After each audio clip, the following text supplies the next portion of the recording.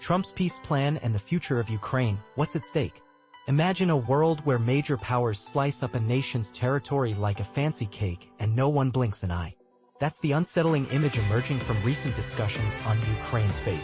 Donald Trump, in a surprisingly candid interview with Time magazine, declared that Crimea will stay with Russia, essentially endorsing Moscow's annexation from 2014.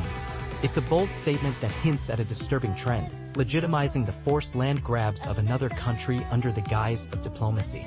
Reading through Trump's words, it's clear his thinking is a bit all over the place.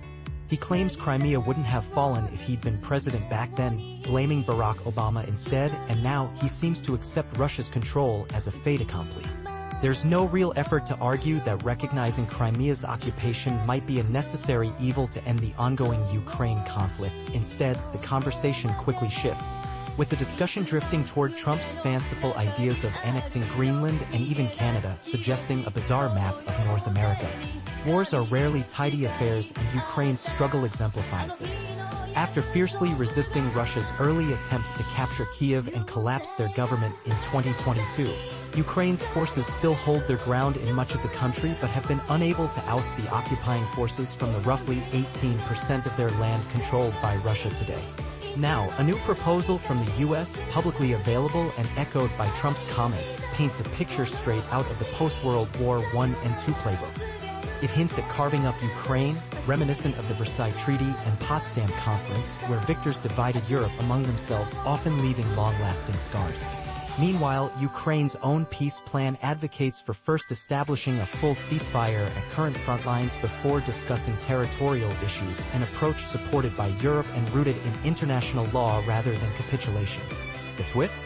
The U.S. plan involves de jure recognition of Russian control over Crimea, meaning an official acceptance of Moscow's annexation, a move that seriously complicates Ukraine's ability to fight back effectively.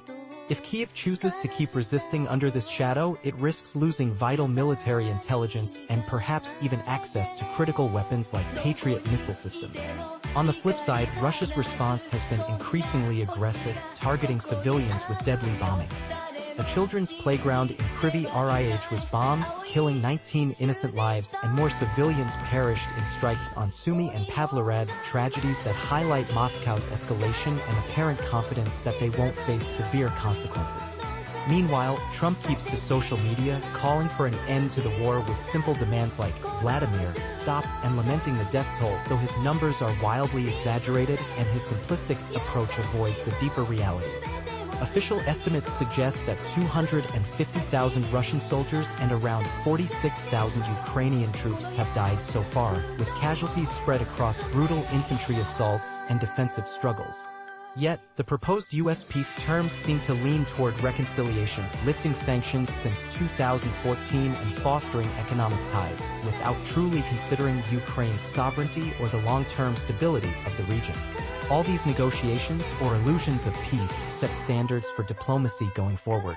While last-minute tweaks are always possible, the tone of U.S.-Russia talks has shifted from outright condemnation to a more pragmatic, yet less hopeful, path forward. Ukraine faces a stark choice: keep fighting and risk losing U.S. support, or accept the loss of Crimea and a compromised sovereignty, perhaps inching toward a fragile ceasefire. The question remains, how much is Ukraine willing to sacrifice in this high-stakes game of geopolitical chess?